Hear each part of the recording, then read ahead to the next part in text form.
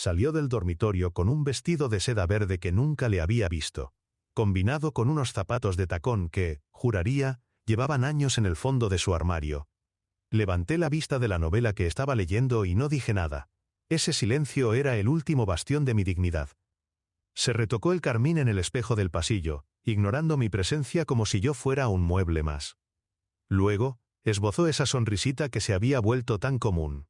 He quedado. No te pongas demasiado dramático, ¿quieres? Eso fue todo. Sin una pelea, sin una explicación. Solo eso. Se giró y cogió su bolso mientras el tintineo de sus pulseras sonaba como una burla. No pregunté dónde. No pregunté con quién. Ni siquiera parpadeé. Pero la observé.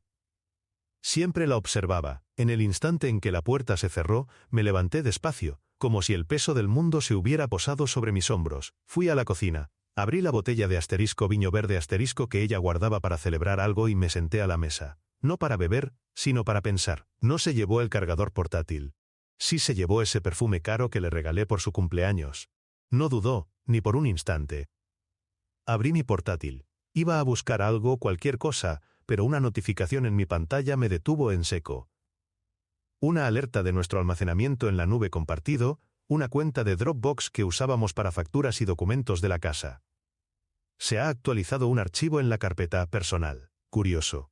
Nunca había visto esa carpeta. Hice clic. Estaba llena de subcarpetas. Una de ellas, titulada Bocetos, contenía docenas de fotos.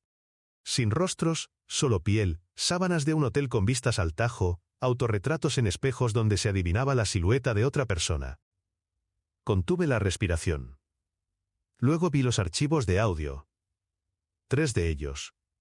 Puse el último. Estática, susurros. Luego, su risa. Y una voz masculina que reconocí vagamente. De verdad no sospecha nada. ¿Tu marido? Daniel es predecible, respondió ella. Cree que estoy en mi curso de cata de vinos. El pobre. Probablemente esté ahora mismo preparando la cena mientras nosotros hablamos. Se rió de nuevo, un sonido cristalino y cruel. Y juro por lo que más quiero que algo dentro de mí se quebró. No se rompió en 1000 pedazos. Simplemente se torció de una forma tan violenta que supe que nunca volvería a ser el mismo. No lloré. No grité. Hice algo mucho peor. Planifiqué. Abrí su agenda de cuero, la que siempre dejaba sobre el escritorio. Página 22. Una fecha marcada con un pequeño corazón dibujado a boli. El próximo viernes. El nombre de un hotel de lujo en la avenida da Liberdade. 1 hora. Hice fotos de todo, lo imprimí, lo organiqué con acento agudo en un dossier. Y entonces, por primera vez en nuestra larga relación, llamé a su hermana mayor, Inés. ¿Qué tal? Oye, solo para confirmar la cena familiar del próximo viernes. Contamos con vosotros, ¿no? Inés, siempre tan organizada, lo confirmó al instante. Perfecto. Eso me daba 7 días. 7 días para transformarme en la versión de mí mismo que ella ni siquiera sabía que podía existir. Y cuando la verdad la golpeara, no sería como una ráfaga de viento. Sería como un tsunami. A la mañana siguiente, se comportó como si la noche anterior no hubiera existido. Como si no hubiera salido con aquel vestido. Como si no me hubiera lanzado esa sonrisita condescendiente. Como si no hubiera destrozado mi mundo con unas pocas palabras grabadas. Sirvió el café, tarareó una canción de fado, preguntó si había regado las plantas del balcón. Dije que sí. La observé en silencio. Cada uno de sus gestos me parecía ahora una actuación. Como si estuviera viendo a una desconocida interpretar el papel de mi esposa. Se sentó frente a mí en la mesa de la cocina, descalza, deslizando el dedo por la pantalla de su móvil, sonriendo a mensajes que, evidentemente, no eran para mí. Lo peor no era la traición en sí. Era la facilidad con la que la llevaba a cabo. La naturalidad con la que se desenvolvía en esa doble vida. La vestía como una segunda piel. Yo también interpreté mi papel. Le di un beso en la frente antes de salir supuestamente hacia la oficina. En cuanto cerré la puerta de nuestro apartamento en el Chiado, no fui a trabajar. Conduje directamente a una imprenta profesional y entregué un pendrive. El chico del mostrador examinó los archivos, me miró con los ojos muy abiertos y preguntó: ¿Está seguro de que quiere imprimir todo esto? A doble cara, encuadernado en espiral, con separadores para cada conversación y una portada sobria, le indiqué. Asintió y se puso a trabajar. Ese fue el primer día. Para el tercer día ya había contactado con un amigo de la universidad, ahora un reputado gestor financiero. Siguiendo su consejo, transferí la mitad de nuestros fondos conjuntos a una nueva cuenta a mi nombre. De forma legal, discreta. No estaba resentido. Aún no. Solo era metódico. Esa noche, ella volvió a llegar tarde. Le pregunté si el curso de cata de vinos había sido interesante. Hemos probado unos tintos del Duero increíbles. Ojalá hubieras podido venir, dijo. Luego me besó, y por primera vez desde que nos conocimos, sentí un vacío absoluto. Ni amor, ni dolor, solo una nada helada. La observé mientras se desvestía, se ponía el pijama y se metía en la cama como si no me hubiera borrado de su vida. Cogió el móvil, y entonces lo vi, el nombre que brillaba en la notificación de la pantalla. *Marcos*. Marcos había estado en nuestra boda. Marcos nos había deseado toda la felicidad del mundo. Marcos se había lamentado en nuestro sofá tras su propia separación. Yo le había dado una copa de vino, le había dicho que tuviera paciencia, que el amor a veces es complicado. Y él había complicado el mío. ¿La ironía? Ni siquiera estaba furioso con él. Estaba furioso conmigo mismo por no haberlo visto. Enojado por haber dejado que mi confianza me cegara. Por haber creído que el respeto era algo que no se podía fingir con tanta maestría. Pero Elena era una artista del engaño. El quinto día, pasé por delante del hotel de las fotos, entré en el vestíbulo como si fuera un cliente más. Me acerqué a la recepción y pedí confirmar una reserva. Di el nombre de ella. La recepcionista, una joven demasiado ocupada para sospechar, asintió y me confirmó la hora y el número de la suite. Dejé una buena propina y le di las gracias. Luego volví a la imprenta. 2 copias más esta vez.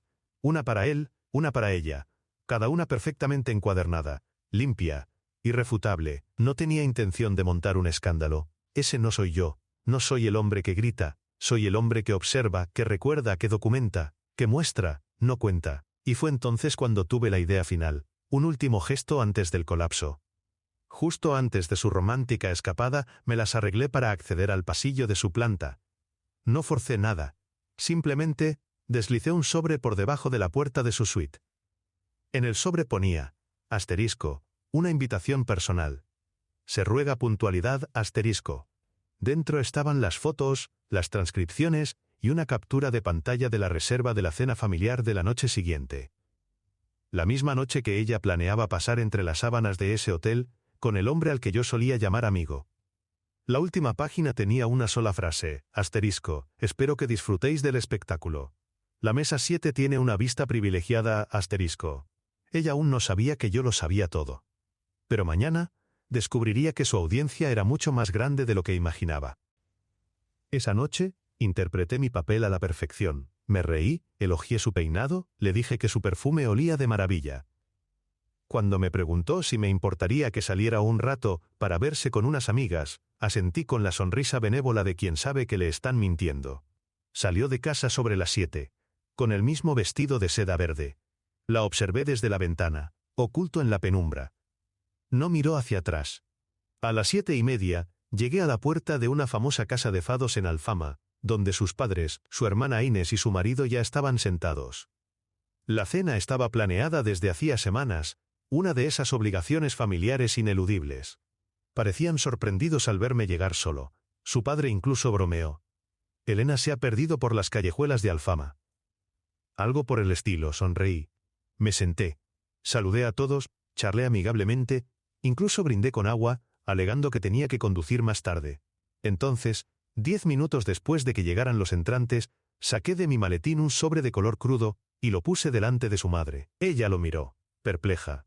¿Y esto? Un pequeño detalle, dije. Pero no es para ti. Repartí los demás, uno para cada uno, y les pedí que no los abrieran todavía. El marido de Inés, siempre práctico, frunció el ceño. Daniel, ¿qué es todo este misterio? Le miré directamente. Todo lo que hay en esos sobres está documentado, verificado y, en algunos casos, grabado. No es necesario que lo leáis ahora. De hecho, preferiría que esperaseis a que llegue ella. ¿Va a venir?, preguntó Inés. Asentí. Sí. Está al caer. No les conté que ella aún creía que se dirigía a una suite de lujo con Marcos. No les conté que encontraría una nota en la puerta de la habitación del hotel. Cambio de planes. Nos vemos en Clube de Fado.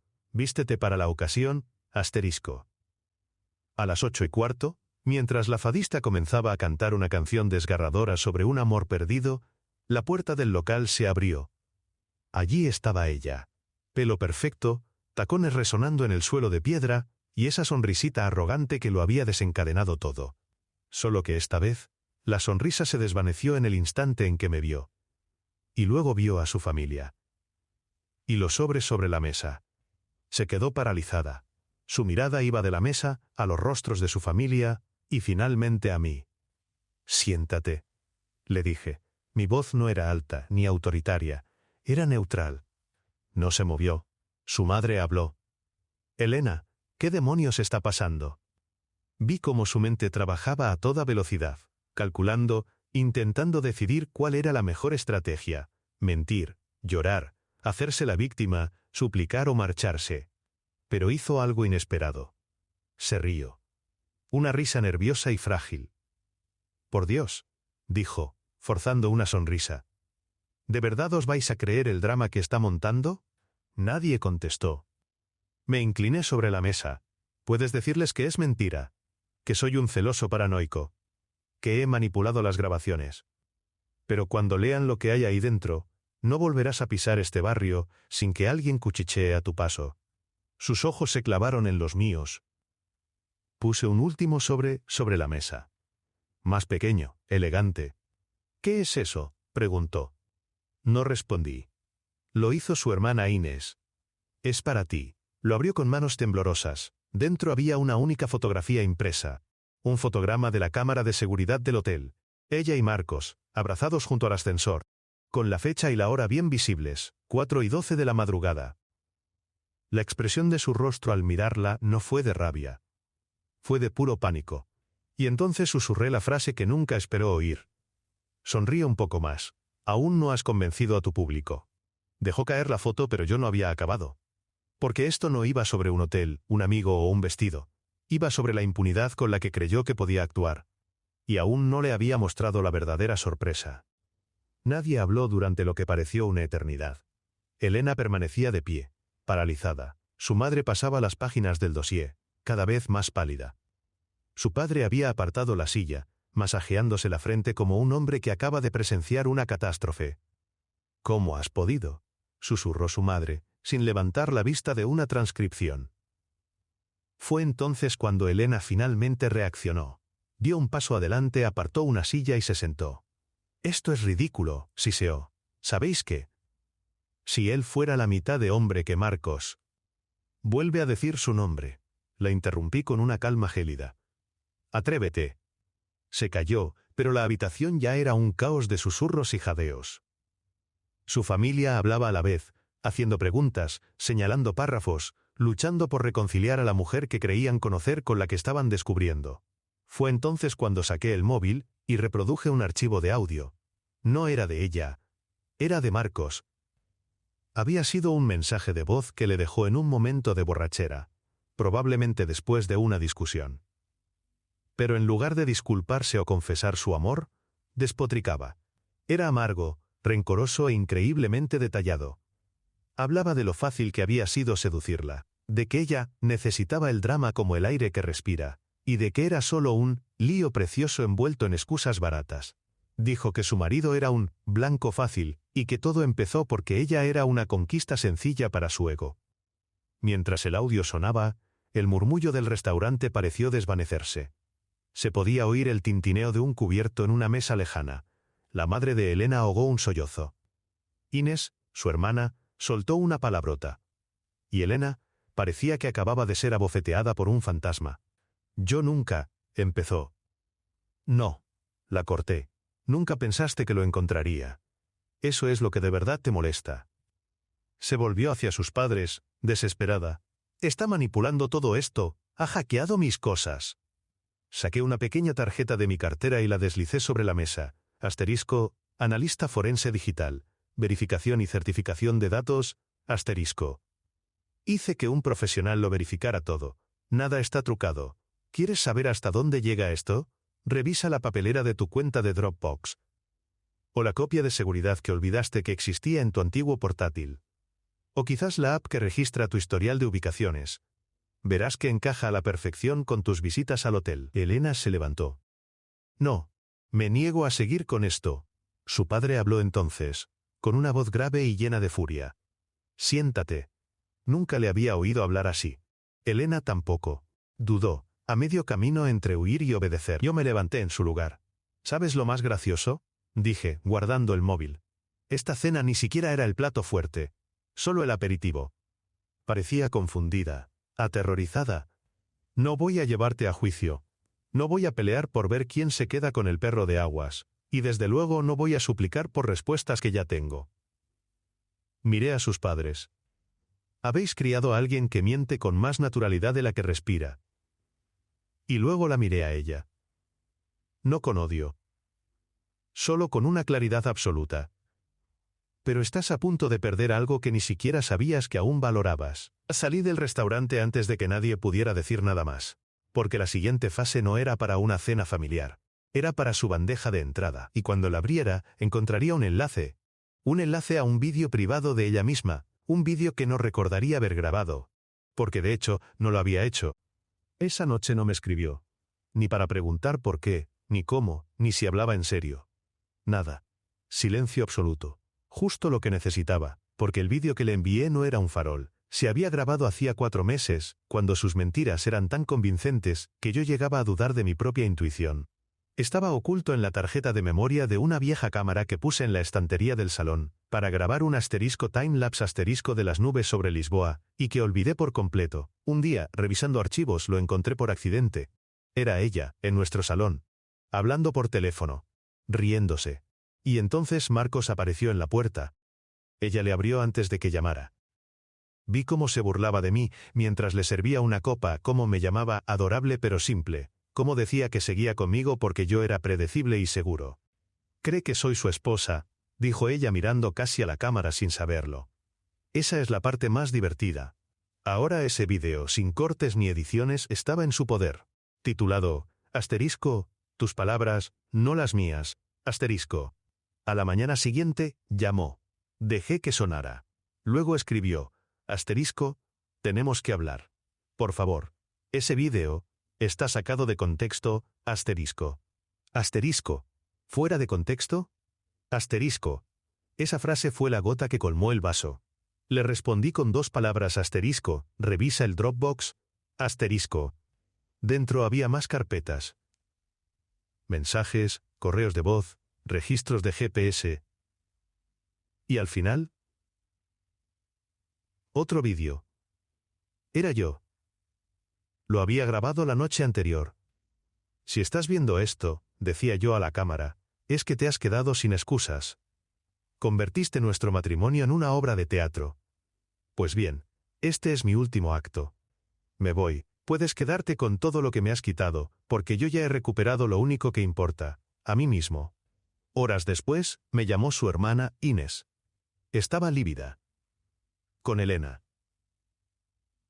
He visto los archivos, me siento enferma, Daniel. No sé cómo has aguantado. No respondí, porque la verdad es que no había aguantado. Algo dentro de mí se había roto mucho antes. Tarde esa noche, Elena apareció en mi puerta. En su mano, algo que nunca esperé que trajera de vuelta. Mi diario de la adolescencia. Lo encontré, dijo. Quería recordar quién eras antes de que yo lo estropeara. Se sentó en el sofá. Creía que me sentiría poderosa siendo deseada por alguien como él. Alguien que me hacía sentir peligrosa. Pero cada vez que volvía a casa, tú seguías siendo amable. Y eso me hacía odiarme más. Me miró. Tú no eras aburrido, Daniel. Estabas completo. Y yo no sabía cómo vivir con eso. Sacó un pendrive de su bolsillo. Es de él. Grababa cosas privadas. Me amenazó con enviártelas si lo dejaba. Cogí el pendrive. Lo que vi dentro me heló la sangre. No estaba solo Elena. Había otras mujeres. Vulnerables. Asustadas. Marcos era un depredador. Llamé a Inés, mi cuñada, la periodista. Esto ya no es un divorcio. Es algo mucho más grande, tengo pruebas.